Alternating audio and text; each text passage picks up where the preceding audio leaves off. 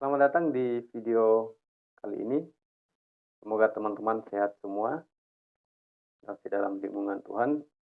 Kita bersyukur karena kita masih diberi hidup, karena itu yang paling fundamental dari kehidupan manusia adalah hidup itu sendiri. Oke, di video kemarin saya sempat membahas tentang mengarsihkan pikiran. Bagaimana mengarsihkan pikiran, apakah yang dimaksud dengan pikiran itu sendiri. Oke, kali ini saya akan coba membreakdown seperti apa itu pikiran, apa yang dimaksud dengan pikiran, kemudian untuk apa kita berpikir, kemudian kenapa pikiran orang berbeda-beda, dan lain-lain sebagainya. Tapi yang paling fundamental di diri manusia itu adalah berpikir, karena kenapa? Berpikir itu membedakan kita dengan binatang atau makhluk yang lain. Eksistensi manusia itu dilihat dari berpikir. Seorang filosof mengatakan, aku berpikir maka aku ada. Video kali ini saya akan coba membreakdown ada beberapa tipe berpikir. Tapi sebelumnya saya akan mengangkat sebuah teori seorang psikolog yang bernama Daniel Kahneman. Daniel Kahneman itu membagi dua sistem berpikir manusia. Yang pertama sistem berpikir cepat, yang kedua itu sistem berpikir lambat atau analitik. Berpikir cepat itu cenderung ketika menghadapi suatu problema atau suatu masalah, mereka cenderung mengambil keputusan dengan cepat tanpa panjang atau menganalisis kenapa bisa terjadi dan harus seperti itu mengambil langkah. Yang kedua adalah sistem berpikir analitik. Ini cenderung mempunyai range waktu yang panjang. Dia harus mengumpulkan data primer dari beberapa tempat, data-data sekunder dari dirinya sendiri, kemudian memberi satu kesimpulan terhadap objek atau masalah tertentu. Nah, makanya kalau kita melihat, bahkan mungkin kalau kita track dalam diri kita masing-masing, maka kita akan melihat kecenderungan berpikir kita sebenarnya lebih kepada berpikir cepat, mengantisipasi sesuatu dalam keadaan cepat. Oke, itu dari teori Daniel Kahneman. Makanya kalau saya sendiri sebenarnya kalau kita membaca teori-teori, banyak hal yang coba kita pelajari dari jurnal atau dari buku-buku atau dari mana saja misalnya. Saya membagi dua, secara garis besar, saya membagi dua jenis berpikir. Yang pertama itu adalah berpikir logis, yang kedua itu berpikir etis. Oke, kita breakdown satu-satu. Apa itu berpikir logis? Yang pertama, ada namanya berpikir deduktif dan induktif. Saya pikir mungkin teman-teman sudah pada tahu semua, dari usus ke umum, umum ke khusus, itu adalah cara berpikir deduktif dan induktif. Yang kedua adalah cara berpikir struktural. Cara berpikir struktural itu cenderung kepada ketika melakukan sebuah kegiatan atau sebuah event misalnya, orang yang berpikir struktural itu cenderung merunut dari A, B, C sampai Z, apa yang kemudian harus dikerjakan sampai terakhir misalnya. Itulah orang-orang yang berpikir secara struktural.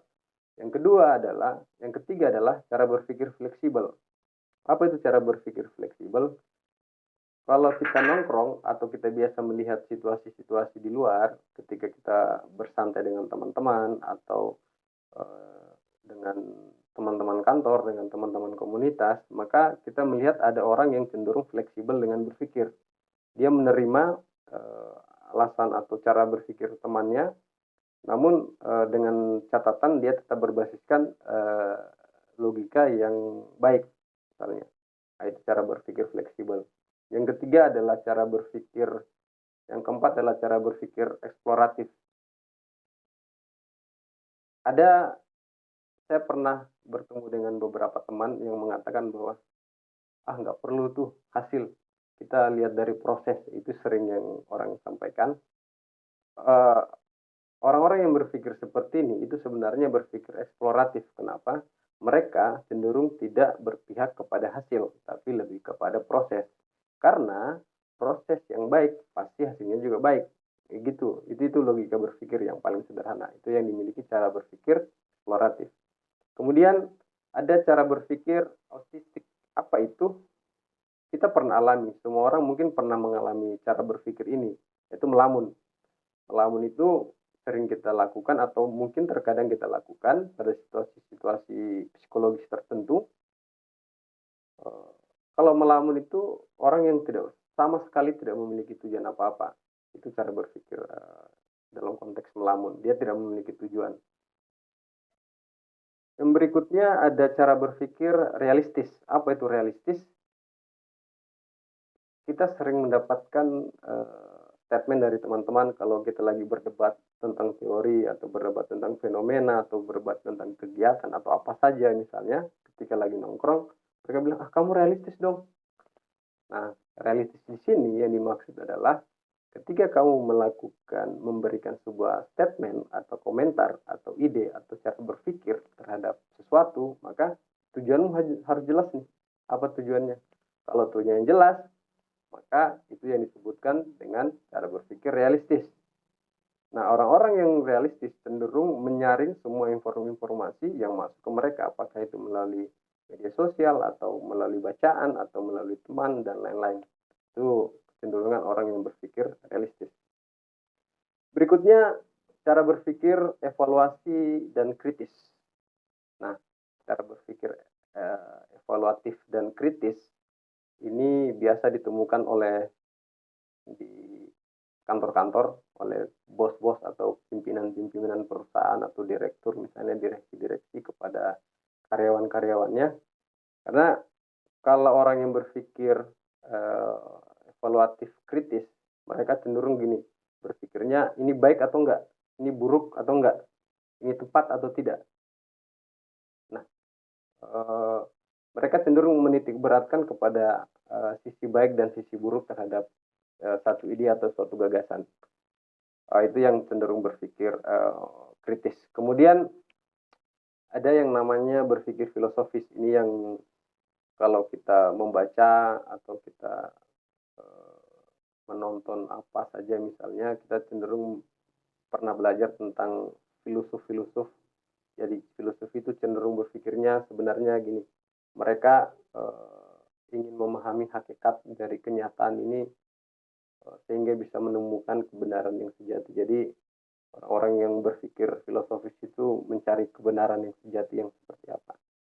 Oke, berikutnya cara berpikir ilmiah. Cara berpikir ilmiah adalah cara berpikir yang menggunakan metode-metode ilmiah atau penelitian-penelitian ilmiah. Jadi teori-teori yang disampaikan itu berdasarkan penelitian-penelitian ilmiah yang kemudian menjadi basis pengetahuan mereka yang disampaikan kepada orang yang ingin disampaikan. Jadi itu cara berpikir logis, ada beberapa. Kemudian cara berpikir etis itu sebenarnya banyak sekali kalau kita mau breakdown cara berpikir etis. Tapi mungkin di video kali ini saya cukupkan sekian dulu untuk di cara berpikir logis. Untuk berpikir etis nanti kita akan sambung di video selanjutnya. Oke, sampai di sini. Terima kasih buat teman-teman yang sudah mau menonton dan mendengarkan. Nantikan video selanjutnya, apa itu berpikir etis. Terima kasih. Assalamualaikum warahmatullahi wabarakatuh.